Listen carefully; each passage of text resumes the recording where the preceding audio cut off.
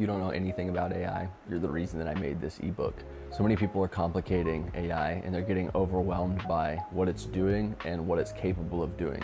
So in this video, I'm going to briefly explain why I created an ebook directed at people who don't really know about AI or who are just getting started in building systems or their process. Because a lot of people are afraid of AI taking their jobs or taking over their industry. I think that we should be focused on how to use AI as a tool and as an asset to help us achieve the things that we want and help be more productive and to save time and to learn better. Now, I'm not here to get into all the skepticism and all of the things along those natures. I'm just here to give an opportunity to have a systematic approach at AI and to give you a toolkit to use and to have a reference point and a reference book that you can go back to. Here you can see the prompts that I made to create this. If you'd like to pause and look over it, you're more than welcome to. I'm just gonna kind of process and give you the craft in real time so you can see exactly how it was working.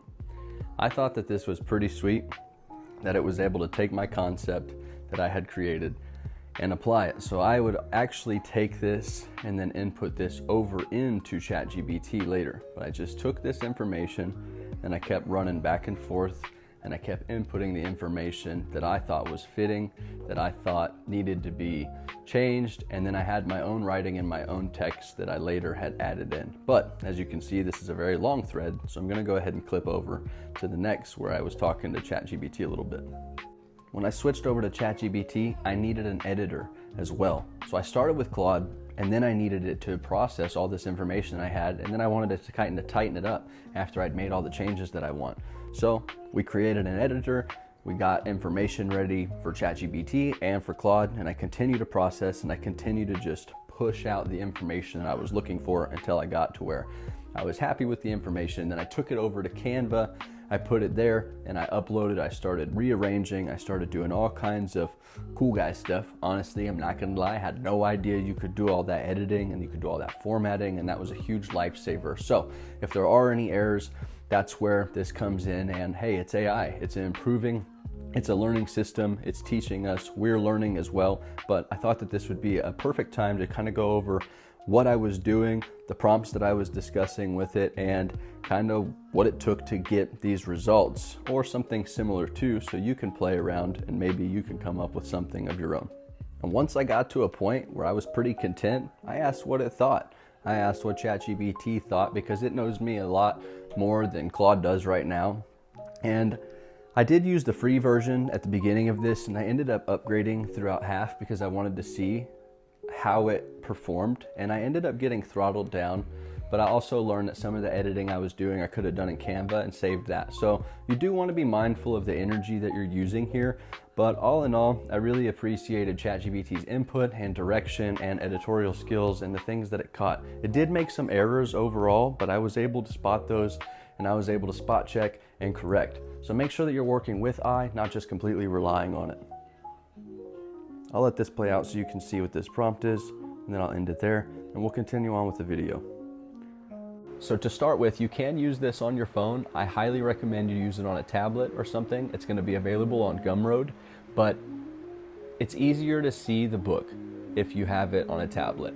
And I created this 13 chapter ebook to help people understand AI, where we come from with it, what it's capable of, and some action steps that we can take to proactively learn and help develop these skills. So as you can see, you get your toolkit, and this toolkit's pretty basic understanding. All it does is break down the different AIs, which free. I focused on things that were free and available. You can of course upgrade these, and it gives a brief description how much they are. I'm not affiliated with any of these companies or anybody. This is just something that I did on my own. I created this book with AI to help people understand about AI and learn, because I think that it is such an underrated topic right now. Even though AI is booming, it's so beneficial and so helpful to so many people. For example, my neighbor is looking at selling his house, and it's an older home. These homes have been here for over 100 years. They're a historical piece of this city. And he got a cash offer, and he's looking for new property and he's looking for new home. So I asked him if he'd used ChatGPT or Claude or anything to help him with his searches. He had no idea what I was talking about. And I'm sitting here thinking, man, there's such a generation that doesn't know anything about AI or where to start. Having a book that you can pick up for the price of a cup of coffee or an energy drink or a pack of smokes or whatever your vice is, it's accessible to you. It's put in a format. It explains how to learn. I give you the craft framework that goes into how to have a systematic approach and how to format your questions or your projects or whatever it is that you're working on. We're stepping into the phase where we're going to have agents soon, which is a big deal. Claude is already operating as an agent. We actually have a lot of AI services that are already performing as that, but it's not accessible to everybody yet because it's not simplified. So that's what we're working on doing, is building processes that help simplify AI and that help bring that technology to you. I firmly believe that as a dad, we have a responsibility to our children to teach them about technology. I do think that it's important to moderate and that it is important to pay attention to the screen time and what they are feeding themselves. Like if you have children and you put them in front of a screen, make sure it's educational. In my opinion, that is extremely beneficial to their development. Sure, they might be getting screen time, but they're getting educational, informational, and things that are gonna help their developmental process. That is very important. If you're just setting them in front of movies or TV shows that have really no point of teaching, like a lot of us, I was born in 92, so a lot of us 90s babies and stuff that were like kind of morphed and merged into this weird zone with like technology and then not technology, and like we're still outside playing with trees and swords and stick fighting and stuff.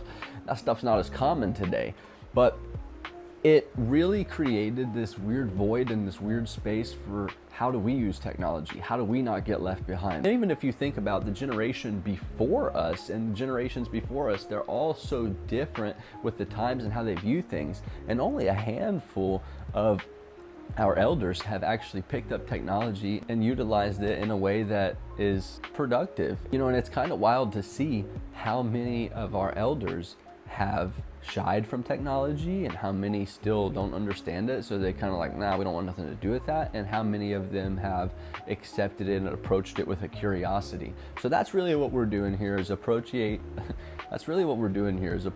life with curiosity and being curious individuals and sharing our journey along the way and teaching what we're learning and what we're designing and what we're developing.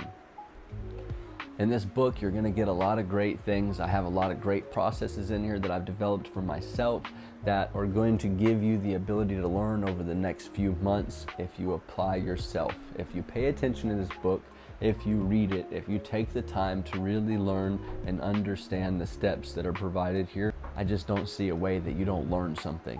I think that everybody, no matter what level you are with AI, I think there's something to learn from a book like this or from information like this, because it gets you thinking, it gets you curious, it gets you involved, it gets you activated, it gets you pushing forward. And I love AI because it helps my creative flow, it helps me with my processing, it just helps me. I look forward to the day I can have AI as a companion that I carry with me that knows me very well. I am very attracted to that idea, and I know that might be scary for a lot of people. I don't know what that looks like for us. But also, I also believe that if you are a good person and you're a good being, that you can accomplish a lot in the world. Yeah, you need to be ready for the other side of things and the negativity, and you gotta watch yourself and stay on the defensive. You know, don't walk into any environments without caution and awareness and an extreme observation. You need to be paying attention to what's going on in your life, but you also need to be educated and informed. So having something that can process life, the world, reality, and the information a million times faster that you're ever going to be able to, I find that extremely valuable. But I do think that we need to approach it with fear and also without fear, because if we're not smart as human beings, sure, we could annihilate ourselves. But if we are wise and we do approach it correctly, I think we have a lot of good to do. So if you or anybody else that you know could benefit from this book, I think that you should pick it up if you're interested in these kind of things. And as always, I would appreciate the support, and I would more importantly appreciate hearing your thoughts on the book and where I could improve, what you think I'm missing, or what you loved about it. All right, well, get out there, chase your dreams. Don't ever stop thinking about life and curiosity. If you're here on this earth and you've got this somewhat contained, try to harness that, try to hold on to it. It's really easy to get caught up in our day-to-day and forget to enjoy life. Most of us end up living in here and we don't actually live out there. The whole purpose of all of this is to help be more explorative and creative and to be more expressive and to connect more. We should be focused on connecting with one another and creating cool stuff. I think that's what we should be doing. Oh, dudes and dudettes, if you're into this kind of content or you're just getting started or you're into the OG original YouTube kind of flow with a little bit of flair every once in a while, hit that like and subscribe, my guy, my gal, my lady, my guy, ladies, my ladies, whatever is dudes, I don't cares. If you're human beings and you got good energies and you're a good person, hit the like, hit the subscribe, because I want to be your peoples. And if you are making this content, please comment, because I am looking for my people and I will come and find you and I will follow back and I will subscribe and we'll have a good time, guys.